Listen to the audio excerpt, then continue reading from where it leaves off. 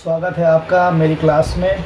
ठीक है, आज हम linear equation in two variable की एक्सरसाइज 3.3 के जो बचे हुए क्वेश्चन थे उनको आगे कराने का कोशिश करते हैं। ठीक है, और क्वेश्चन नंबर 2 तक मैंने करा दिया था। आज वर्ड प्रॉब्लम्स के क्वेश्चंस हैं आपके, और पहला क्वेश्चन थर्ड है आपका। थर्ड का फर्स्ट पार्ट है कि दो संख्याओं का अंतर 26 है, दूसरी संख्या एक संख्या दूसरी की 3 गुनी है। दो संख्याओं का अंतर 26 है, एक संख्या दूसरी की 3 गुनी है, संख्याएं ज्ञात कीजिए। है ना, आप पढ़ रहे हैं दो चरों वाला रैखिक समीकरण। तो जो दी हुई कंडीशन होती है उसको हमको समीकरणों में बदलना पाते हैं। ठीक है ना, तो यहाँ पे दो संख्याएं हैं, तो मान लिया माना पहली संख्या x है, दूसरी संख्या y है, या ये कह दीजिए बड़ी संख्या x है, छोटी संख्या y है। ठीक है ना, अंतर दिया हुआ है आपको 26, यानी कि x माइनस वाई बराबर हो जाएगा आपका 26। ठीक है, इसके बाद कह रहा है कि एक संख्या दूसरे की 3 गुनी है, तो बड़ी वाली छोटे की 3 गुनी हो जाएगी। बड़ी आपने x मानी है, तो यहाँ पे क्या हो जाएगा, x बराबर 3y हो जाएगा। दो समीकरण बन जाएंगे, दोनों समीकरणों को हल करेंगे, और हल करने की 4 मेथड हैं। लेकिन आप एक्सरसाइज पढ़ रहे हैं यहाँ पे प्रतिस्थापन से जुड़ी हुई, तो इसलिए हमको प्रतिस्थापन के द्वारा ही हल करना होगा। ठीक है, वैसे आप फ्री हैं एग्ज़ाम में आप चाहे जिस मेथड से करिए, कोई दिक्कत नहीं आने वाली, क्योंकि वहाँ पे जब आप कर रहे होगे तो आपके पास ये नहीं लिखा होगा कि किस मेथड से करना है। अगर लिखा हुआ तो आप बाउंडेड हो, अदरवाइज आप फ्री हो, किसी मेथड से कर सकते हो। ठीक है ना, लेकिन चूंकि ये एक्सरसाइज आपकी प्रतिस्थापन की है, तो जितने भी भारतीय क्वेश्चन मैं कराऊंगा तो सारे प्रतिस्थापन विधि से कराएंगे, और मैं एक आध क्वेश्चन तो इसका करूंगा। बाकी क्वेश्चनों के लिए आपको क्या है कि मैं समीकरण बनवाऊंगा और आपको आगे इनको सॉल्व करना होगा। जैसे कि आज मैं पहला सॉल्व करूंगा, इसी तरीके से अन्य को सॉल्व करेंगे। ठीक है, तो हमने यहाँ मान लिया कि माना बड़ी संख्या x है, छोटी संख्या y है, और जब इनको आप मान लेंगे तो यहाँ पर क्या हो जाएगा, प्रथम शर्त से अंतर 26 दिया था, तो x माइनस वाई बराबर 26 हो जाएगा।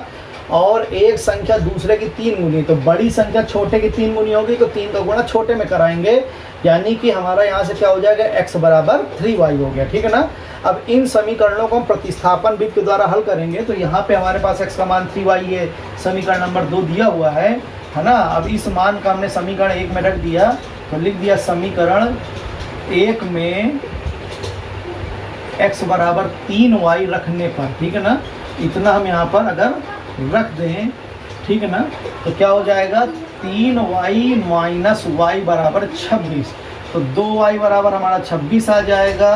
तो y का मान 26/2 बराबर आ जाएगा आपका 13। ठीक है ना, अब हमें x का भी चाहिए। अब y का मान हमने क्या किया, समीकरण 2 में रख दिया। y का मान समीकरण 2 में रखने पर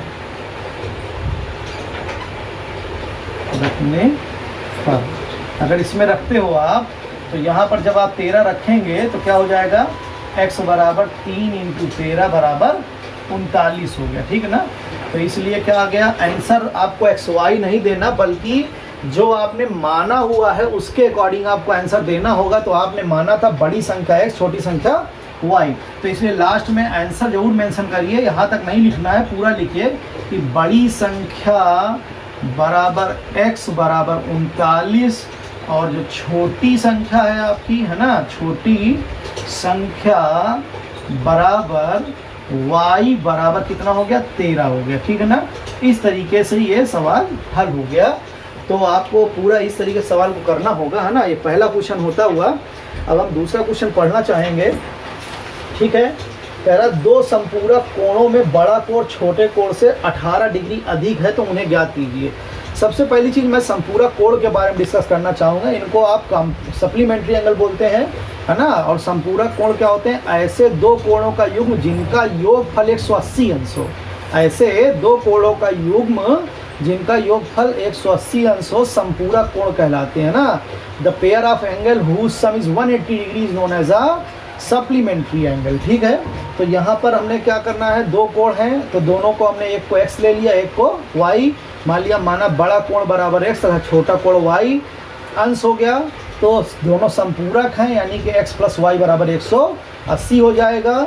फिर उसके बाद कह रहा बड़ा कोण छोटे से 18 डिग्री अधिक है, यानी कि बड़ा कोण माइनस छोटा कोण बराबर 18 आ जाएगा। तो x माइनस वाई बराबर हमारा 18 हो जाएगा। ठीक है, हमने यहाँ मान लिया कि माना बड़ा कोण हमारा x अंश है और छोटा कोण y अंश है। तो प्रथम स्तर से जब हम आएंगे तो क्या हो जाएगा, x प्लस वाई बराबर 180। ठीक है ना, अंश लगा रहेगा। हाँ, तो बड़ा कोण हमारा क्या हो गया, x था, छोटा कोण y है, दोनों ही समपूरक कोण है। तो x प्लस वाई बराबर 180 अंश हो गया।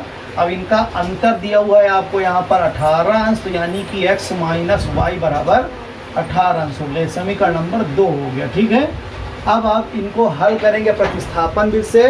तो समीकरण 2 से हम x का मान निकालेंगे, हो जाएगा y प्लस 18 अंश। इसको उठा के हम समीकरण 1 में रख देंगे और फिर हमारा यहाँ से पहले हमारा क्या बोलते हैं y का मान या x का मान y का मान निकल आएगा और y का मान निकलने के बाद फिर हमारा x का मान निकल आएगा। इस तरीके से सवाल हो जाएगा। ठीक है, अब हम बात करेंगे ऐसे ही क्वेश्चन नंबर 3 की।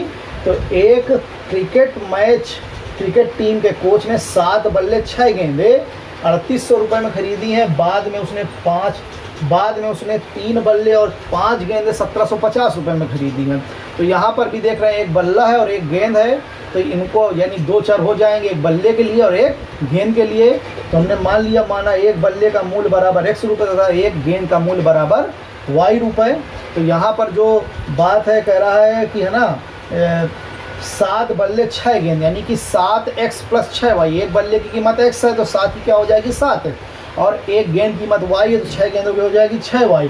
तो 7x प्लस 6y टोटल 3800 रुपया दिया है, यानी कि 7x प्लस 6y बराबर 3800 रुपया हो जाएगा। ठीक है, जबकि 3 बल्ले और 5 गेंदें 1750 रुपये में खरीदी हैं। तो क्या हो जाएगा 3x plus 5y equal to 1750। इन दोनों समीकरणों को हल कर लेंगे, हल करने के बाद x और y का मान आ जाएगा। ठीक है, तो इस तरीके से ये लगा लेंगे। अब हम बात करेंगे सवाल नंबर 4 की, कि एक नगर में टैक्सी के भाड़े में नियत भाड़े के अतिरिक्त चली गई दूरी का भी भाड़ा सम्मिलित है। ठीक है ना, 10 किलोमीटर दूरी के लिए भाड़ा 105 रुपये, 15 किलोमीटर की दूरी के लिए 155 रुपये देना है ना। तो कह रहा है कि व्यक्ति के लिए 25 किलोमीटर यात्रा करने में कितना भाड़ा देना होगा। ठीक है, थोड़ा समझने का पहले प्रयास करते हैं इस क्वेश्चन को। ठीक है ना, कि नियत भाड़ा वो फिक्स चार्ज है, वो आपको देना ही देना है। आप 1 किलोमीटर जाओ, चाहे 2 किलोमीटर, चाहे 3 किलोमीटर, वो आपको देना ही देना है। इसके बाद आपका जो है चार्ज पर किलोमीटर का जो है वो भी देना है।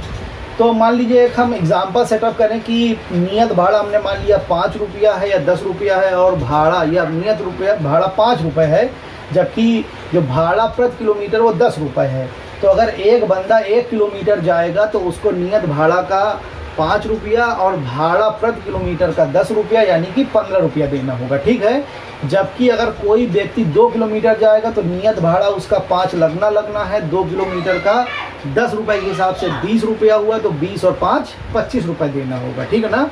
अब ऐसे ही अगर बात करें कि अगर 10 किलोमीटर की बात करें तो नियत भाड़ा हमको देना है 5 रुपये और 1 किलोमीटर का दे रहे थे 10 रुपये, जबकि यहाँ पर 10 किलोमीटर जाओगे तो 10 गुणे 10 बराबर 100 रुपये हो गया हमारा भाड़ा किलोमीटर का, और जो नियत भाड़ा है वो हमारा 5 रुपये हो गया। तो कुल भाड़ा हमको जो देना होगा वो 105 रुपये देना होगा। ठीक है ना। तो इसी तरीके से इसी क्रम पे हमने मान लिया कि हमारा नियत भाड़ा 100 रुपया तथा भाड़ा प्रति किलोमीटर y रुपया है। तो जब बंदा जो है 10 किलोमीटर जाता तो 105 रुपया देना पड़ा है, तो नियत भाड़ा x हो गया। 1 किलोमीटर का y रुपये है, तो 10 किलोमीटर कितना हो जाएगा 10y बराबर कितना हो जाएगा 105 रुपया। ठीक है ना, पहला समीकरण बन जाएगा। जबकि जब 15 किलोमीटर जा रहा है तो उसको भाड़ा देना पड़ा है 55 रुपये, तो नियत भाड़ा x हो गया। 1 किलोमीटर का y है तो 15 किलोमीटर का हो गया 15y। ठीक है ना, और टोटल भाड़ा कितना देना पड़ रहा है 155 रुपये। अब इस सवाल को भी आप हल करेंगे, इसको हम पूरा हल करने का कोशिश करते हैं। इसको हल करते हैं, यहाँ से हमने क्या किया x का मान निकाल लिया, तो x बराबर कितना आ जाएगा 155 माइनस 15y है ना। तो समीकरण 1 में x बराबर 155 माइनस 15y हम रखे देते हैं ना। ये बात हम रख रहे हैं, रखने पर जब इतना रखोगे आप तो यहाँ पर क्या हो जाएगा x के प्लेस पे रखोगे तो 155 माइनस का 15y प्लस 10y बराबर 105, वाई की दुनिया एक तरफ, बाकी सब कुछ एक तरफ। ये 155 आपका उधर ट्रांसफ़र होगा, तो यहाँ से कितना हो गया, 10 में 15 गया तो बचा 5y, बराबर आ जाएगा 155 में से 50, 105 लेस हो जाएंगे तो माइनस का 50, तो y का मान -50 बटे -5, हल करिए 10 आ गया, ठीक है ना। अब y का मान हमने क्या किया, y का मान समीकरण, ठीक है ना, 1 में रख दो चाहे 2 में रख दो, 2 में रख देते हैं, 2 में रखने पर अगर 2 में इसको हम रखते हैं यहाँ से, ठीक है ना, तो क्या हुआ, x बराबर हमारा निकल आया 155 माइनस 15 गुणे 10, 15 धाम में 150 ये हो गया, तो 155 माइनस 150, तो x का मान हमारा आ गया 5। यानी कि यहाँ पे दो चीज़ें निकल आई, नियत भाड़ा बराबर आ गया ₹5 और भाड़ा प्रति किलोमीटर जो है हमारा 10 रुपये प्रति किलोमीटर आ गया, ठीक है ना। इसलिए हम ये लिख सकते हैं कि नियत भाड़ा बराबर x बराबर ₹5 है और भाड़ा प्रति किलोमीटर जो है, भाड़ा प्रति किलोमीटर जो है ना, वो क्या है, y बराबर ₹10 हो गया। लेकिन अभी ये क्वेश्चन ख़त्म नहीं हुआ, उसने फिर आगे पूछा हुआ है आपसे कि 25 किलोमीटर का भाड़ा देना है, 25 किलोमीटर का, तो 25 किलोमीटर का भाड़ा है ना, इधर दिखाते हैं 25 किलोमीटर में देय भाड़ा है ना, कितना हो जाएगा, फिक्स चार्ज हमारा x था तो x रहेगा, उसके बाद 1 किलोमीटर का y था, यहाँ 25 किलोमीटर तो हो गया 25y है ना, x का मान 5 था, y का मान हमारा 10 है, तो 25 गुणे 10, तो 25 दाम में 250, तो 5 प्लस 250 हल कर लिया तो आ गया ₹255, यानी कि 255 रुपया हमको भाड़ा देना होगा। कितने किलोमीटर के लिए, 25 किलोमीटर के लिए। तो ये हमारा क्वेश्चन इस तरीके से होता हुआ काफ़ी अच्छा क्वेश्चन एग्जाम में भी देखने को आपको मिलता है, ठीक है। थर्ड का 5th पार्ट कह रहा, किसी भिन्न के हर और अंश में 2 जोड़ दिया जाए तो भिन्न का मान 9/11 हो जाता है, जबकि हर और अंश में 3 जोड़ दिया जाए तो 5/6 हो जाता है, भिन्न ज्ञात कीजिए। देखिए भिन्न में 2 चीज़ें उसने कही हैं, एक कहा है हर और एक कहा है अंश, है ना, तो हमको यहाँ पे हर और अंश दोनों मानना पड़ेगा। तो हम यहाँ पे माने लेते हैं कि माना अंश बराबर, है ना, ये मान लिया हमने कि माना अंश बराबर x तथा हर बराबर y, तो इसलिए भिन्न हमारी निकल आएगी, ठीक है, क्योंकि भिन्न ही निकालनी है, अंश और हर नहीं, भिन्न हो गया x/y। अब जब आप प्रथम शर्त से आ रहे हो, ठीक है ना, प्रथम शर्त से आपसे कह रहा है कि हर और अंश में यदि 2 जोड़ दिया जाए तो भिन्न 9/11 हो गई, तो हर में और अंश में तो 2 जोड़ा तो x + 2 ये हो गया, ये y + 2 हो गया, और बराबर कितना आ गया 9/11, ठीक है ना। अब इसको पहले राजा बेटा बनाना होगा, आपको स्टैंडर्ड फॉर्म में करना होगा, इस तरीके से आप इसको सॉल्व नहीं कर पाओगे, तो हमने तिर्यक गुणा करा दिया इधर और इधर, तो जब 11 का इधर होगा और 9 का उधर होगा तो 11 दूनी 22x + 11 है ना, सॉरी गलत हो गया, ये आपका 11x होगा ना कि 11 दूनी 22x होगा, तो 11x और ये आ जाएगा 11 दूनी 22, फिर बराबर आ जाएगा 9y और प्लस कितना हो गया 18, ठीक, इसको इधर ले आइए, तो 11x माइनस 9y बराबर हो जाएगा 18 माइनस 22, यानी कि 11x माइनस 9y बराबर आ गया आपका -4, समीकरण 1 हो गया, ठीक है ना।